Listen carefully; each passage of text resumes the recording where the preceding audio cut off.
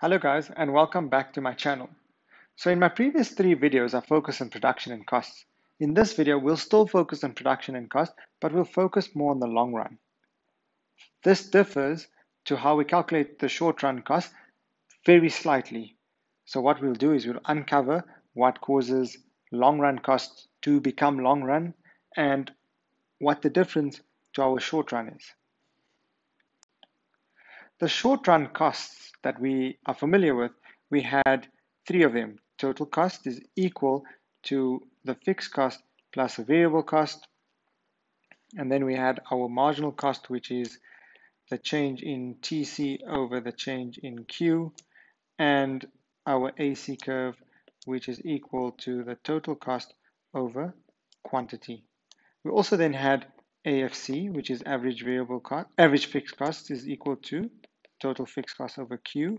And we also had AVC, which is equal to TVC over Q. These short-run costs now must be analyzed in the long run.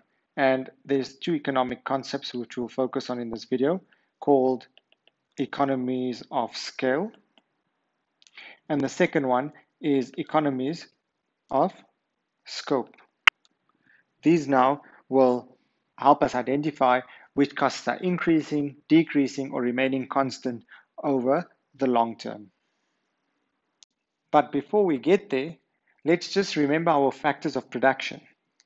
Our 5 factors of production was land, labor, capital, entrepreneurship, and technology. The only difference between the short run and the long run is that in the short run we have at least one fixed input, and then we have a variable input as well, which I'll discuss now. So in our fixed input, we assume that land is fixed, meaning that within the year we can't increase capacity. For example, buying more land or buying more property, we assume that it's fixed per any level of output that we produce in the business, or in our example that we use, the pizza restaurant. And our variable inputs obviously vary. So here we had our ingredients, our water and electricity, and salaries. These are allowed to vary as we can increase or decrease them on a daily basis. The difference in the long run is that we have no fixed inputs anymore. So here we only have variable inputs, which allows us now to understand the situation of land to be more flexible. So for example, if we want to buy another property or another piece of land or another business for that matter, then we can do so and we can plan for that in the long term. And that now becomes a decision that is not short term anymore. It now becomes a long term. But in the short term, we understand that we have one fixed input like land, but in the long run, that falls away and allows us now to consume or to purchase another property or another piece of land in order to open up another business. This is just giving you an example of why it becomes variable. So here we have under the variable inputs, you see we have land now, ingredients, water and electricity, as well as our salaries now all become flexible. And simply the reason for that is because we're allowed to now, plan for the long term. And instead of just having one business, we can have 2, 3, 4, or any amount that we actually want, but that only takes place in the long term. Our short-term period is normally classified here, I would say, maybe max up to a year. So a period of a year. And our long-term is anything greater than a year. We're not getting too technical here, but basically you understand the idea. For example, with our rent that we're paying for our property, basically stays fixed for the whole year, and that's why in the short run we have a fixed input.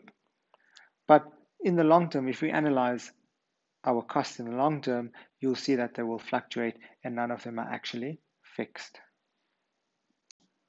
For the sake of this video, I'm going to focus on the long run situation. So we will discuss the economies of scope and economies of scale situation. While in the short run, there are still other curves that we need to discuss, but I will discuss them on a separate video, which will go deeper into how we draw the short run curves versus the long run curves. Okay, so economies of scope. What is economies of scope? Economies of scope state that sometimes it is cheaper to produce two related products in a single firm rather than in two separate firms. For example, in the motor car industry, motor cars and trucks, because they use the same common inputs such as technical knowledge, engines, and transmissions, the major motor vehicle manufacturers will produce both cars and trucks. So we can say here that if you look at the automobile industry, we can have cars and trucks produced by just one firm. And a South African example is Sasol. They produce a range of related products that will be cheaper for them to produce than to have two different firms. And this becomes an advantage to economies because what happens is when you produce more or you increase your knowledge on how to produce a certain product, then you become an expert at it. So, for example, you'll produce more, you'll mass produce, and you'll be able to sell that product at a lower price as well. So that's basically how economies of scope works. In order to decrease your long run cost, you now start producing two products in the same firm because you've got a set up operation there already, and it's easier for you to scale back or to cut down on existing costs. Okay, now moving on to economies of scale. Economies of scale have three concepts. The first one is economies of scale, diseconomies of scale, and constant returns to scale. The easiest way to understand this is by drawing it on the graph. So let's look at the first one. We've got a curve, a long run cost curve that looks like this. So we call it long run average cost. We'll do something like that.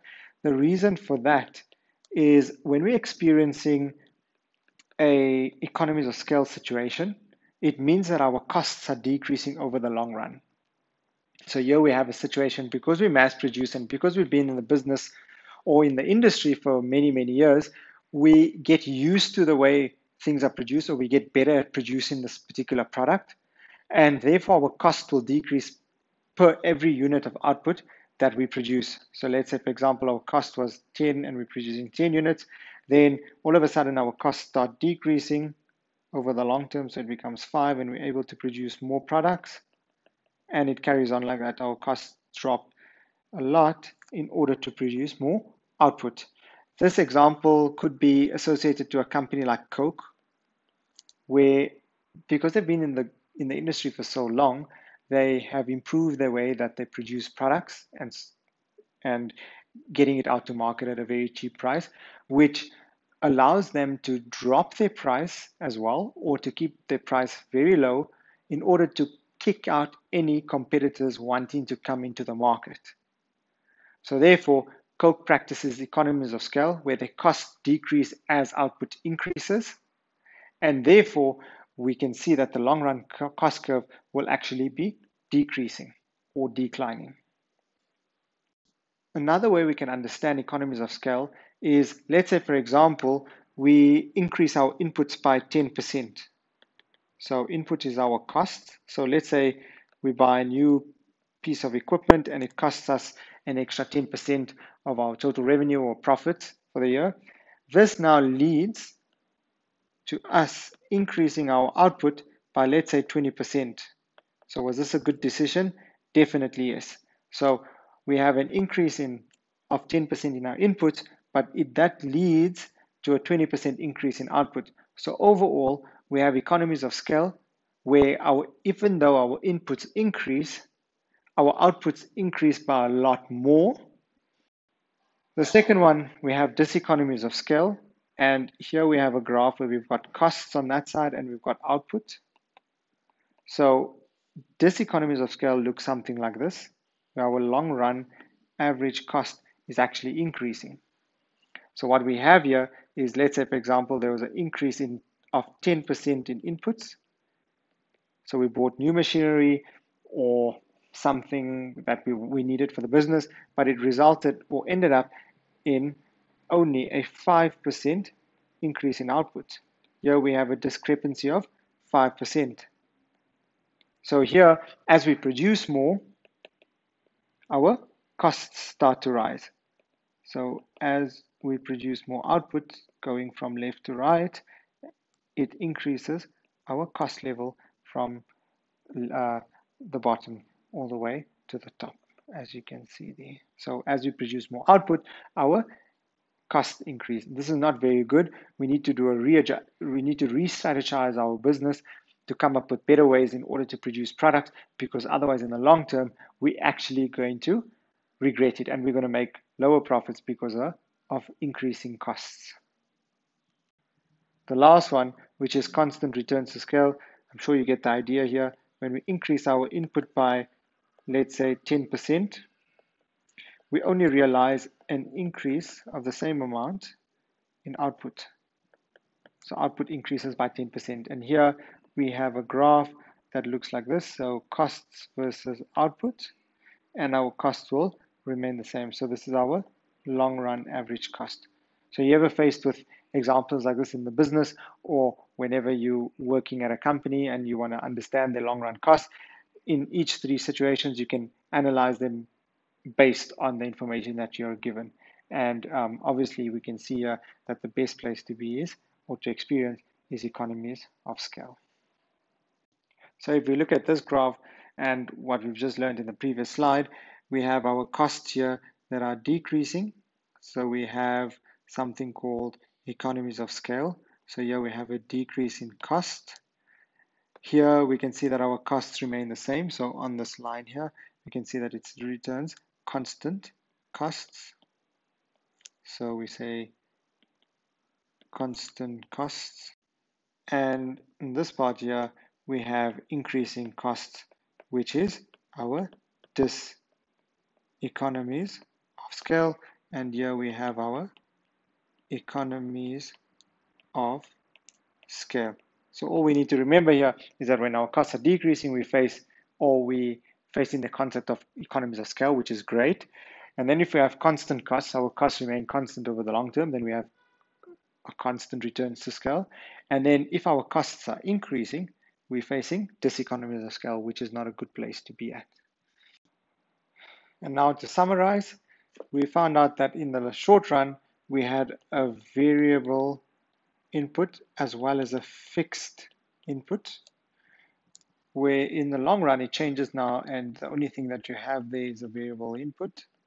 So it becomes flexible. So anything that's variable becomes flexible, and we can now basically purchase another property or another piece of land, and that becomes our long run cost.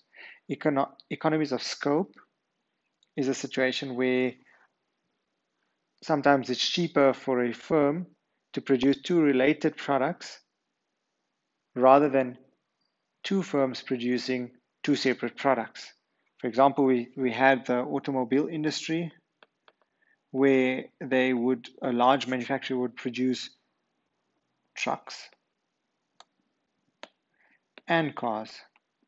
So if we look at Ford, they produce trucks as well as cars because they share the same technical knowledge, engines, and transmissions. So it's not too difficult for them to actually just produce both products and increase their output range. The last concept we have is economies of scale. Here we had economies of scale, as we discussed in the last slide. Then we had diseconomies of scale. And the last one we have is constant returns to scale. So here, maybe one day when you become an advisor to a firm, they'll give you the costs to analyze, and you can tell them exactly where they are. If they are returning, constant costs or diseconomies of scale, or they're in an economies of scale position, you can tell them, okay, if you're experiencing economies of scale, your costs are decreasing, we are in a good position. So as you produce more output, your costs are either increasing, decreasing, or staying the same. In a case where, for example, we looked at Coke, as they produce more output, it seems as though as their costs start decreasing. So these are your three main concepts of the long run cost curves.